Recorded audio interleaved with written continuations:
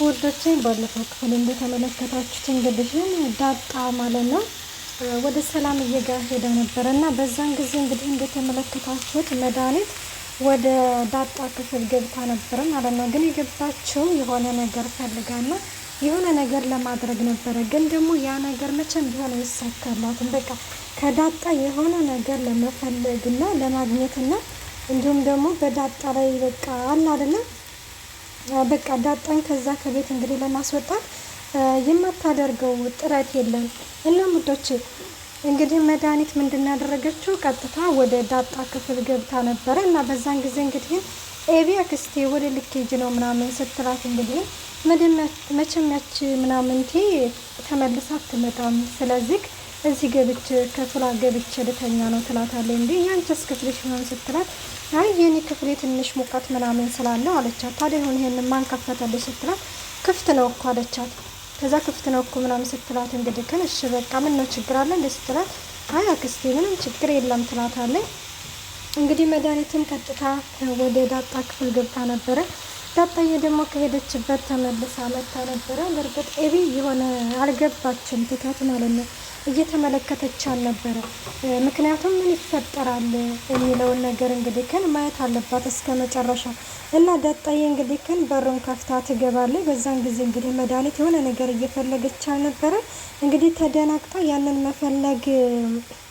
መፈለጓን ትታ ተደናግጣ ቁጭ ትላለች። ከዛ ምንድነው ምን እየፈለግሽ ነው ትላታለች። አይ ምንም እየፈለግኩኝ አይደለም ትላታለች። አይችሻለሁ ምን እየፈለግሽ ነው ንገሪ ምናምን ትላታለች። ዳጣ ምን ሆነሽ ነው? ምንም ነገር እየፈለግኩኝ አይደለም አልኩሽ አይደል እንደ ትላታለች። ከዛ በዚህ ጊዜ እንግዲህ ዳጣ ሲጀመር ደግሞ ለምንድነው ክፍል የገባሽው ስትላት አይ እኔ የማትመጪ መስሎኝ ነው እንጂ እዚህ ክፍልሽ የገባሁት ለሌላ ነገር አይደለም ስትልም እንግዲህ ትመልስላታለች ማለት ነው። እና በዚህ ጊዜ እሺ ለማንኛውም ማለት እኔ እዚህ ብትተኝም ችግር የለብኝም፣ ግን አንቺ ምን ልትሰሪ ነው ማለት ምንድነው ስትፈልግ የነበረው የሚለውን ነገር መልሽልኝ ትላታለች።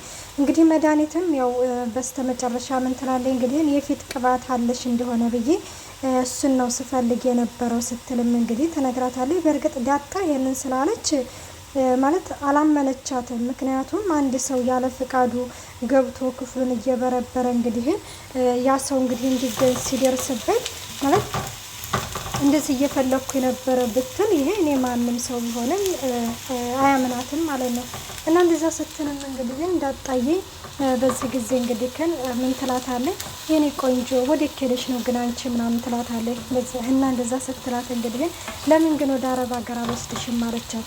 ኤቢ መሄድ ትፈልጋለች፣ ኤቢን ውሰጃት አለቻት። ኤቢም እኮ ልታገባ ነው ናታንን ልታገባ እንደሆነ ማርቴ ነግራኛለች ትላታለች። አይደለ እንደዛ ነው እንዳለች አዎ እንደዛ ነው። ስለዚህ አንቺን ልውሰድሽ የእናትሽን ስምና እንዲሁም የተወለሽበትን አድራሻሽን የአባትሽን ስም ትላታለች። የእናቴንም ስም አዎ የአባቴንም ስም ታለቻት።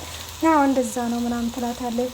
ከዛ እሺ በቃ አሪፍ ነው ለማንኛውም አሁን እዚህ ትተኛለሽ ወይስ እኔ ማለት ልሄድ ትላታለች። ከዛ ማለት ለዛሬ ሶፋ ላይ ብተኝ ቅር ይልሻለሁ ስትላት እንግዲህ አይ ቅር አይለኝም ትልና ዳጣም እንግዲህ ነገር እንግዲህ ምንም እንትን አላለችም አላካበደችም ትታት ትሄዳለች። በዚህ ጊዜ ኤቢ እንግዲህ ማለት ግራ ገብቷል ነበረ ማለት ሄጄ ላያቸው ወይስ አላያቸው ይጣሉ ይሆን ወይስ አይጣሉ ይሆን የሚለውን ነገር እንግዲህ በጣም ግራ ተጋብታ እንግዲህ ቆማ እያየች ነበረ። እንግዲህ እንዳጣም ከዛ ከክፍሏ ትወጣለች ማለት ነው። እና ስትወጣ እንግዲህ ምንድነው ዳጣ ምናምን ስትላት እንግዲህ መድኃኒት በነገራችን ላይ ክፍሌ እንደትተኝ የቆዳ አላርጂክ አለብኝ ብላታለች።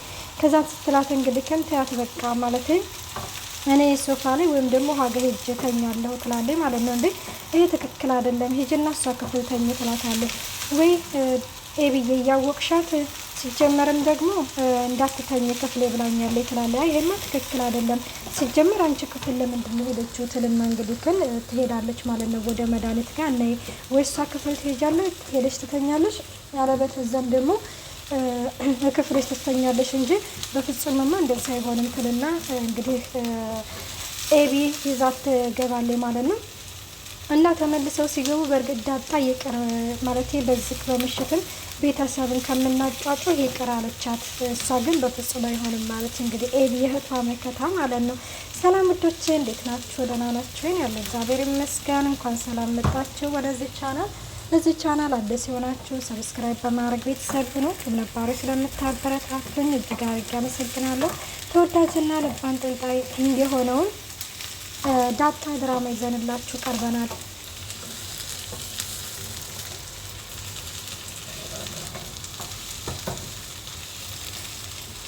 እናም ኤቢዬ እንግዲህ ትገባና አክስቴ ማለቴ ቆይ ይሄ ትክክል ነው እንዴ? ስትጀምር ቆይንች ለምንድን ነው ያለ ክፍልሽ መተሽ ሰው ክፍል የተኛሽው ስትላት እንዳንቺ አሁንም እዚህ ሆነሽ እንዴ ትላታለች። ስትልም እንግዲህ ወይ አንቺ ክፍል ሄዳ ትተኛለች አለ በተዛም ደግሞ አንቺ ከክፍሏ ትወጫለሽ ትላታለች። ከዛ እሷ ደግሞ ብትል ጥሩ ነው ሶፋ ላይ ተኛለሁ ብለሽ አይደል እንዴ ይሄርሽው ስትላት አይ እኔ ሶፋ ላይ ተኛለሁ ብዬሽ አይደለም ይሄርኩት ማለት አንቺ ዝግ ስለተኛሽ ነው ትላታለች ማለት ነው። አሁን ለማንኛውም ወጡልኝ ከክፍል ማለት ወጡልኝ ከዚህ ማርቲን ከመጥራት በፊት ስትል እንግዲህ እሷ ለማስፈራራት ነው።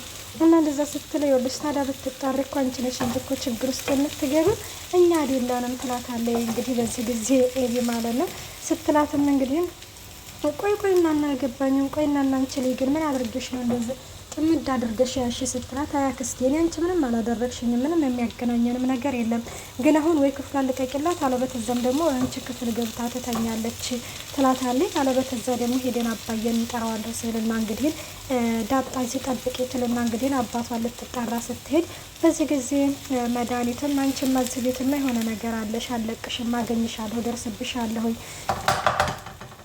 እደርስብሻለሁኝ እህቴን እያጃጃላችኋት ነው ማለት አባትና ልጅ ተባብረው እያለችን ነው እንግዲህ ተናዲያ ትሄዳለች ማለት ነው። እና በዚህ ጊዜ ዳጣየን ስልክ ትደውልና በቃ ኤቢ እንዳትናገሪ ማለት ወጥታለች ትላታለች። ከዛ እሺ ምናምን ይባባላሉ ማለት ነው። እንግዲህ ተባበሩባት።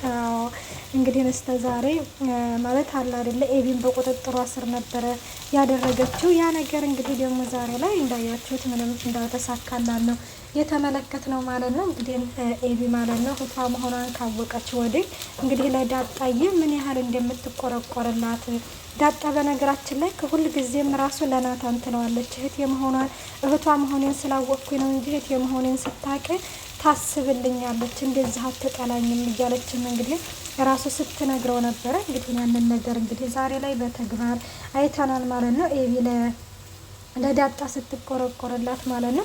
እና እንግዲህ ይህን እንዳያችሁት ሌላው እንግዲህ በንጋታው ጊዜ እንግዲህ ብርዳን ጠረጠረኝ እያለ ነበረ።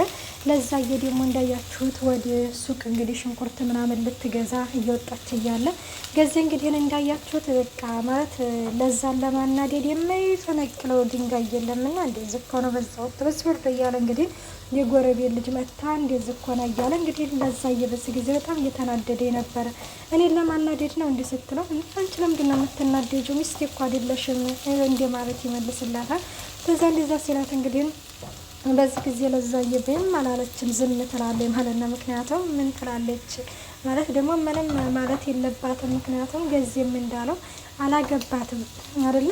እና እንደዛ ስትል እንግዲህ ሽንኩርት ለገዛ ልሄድ ነው ማለት እዚህ አታቁመኝ ትለዋለች ማለት ነው። እንግዲህ እንደዛ ይሉና ይለያያሉ።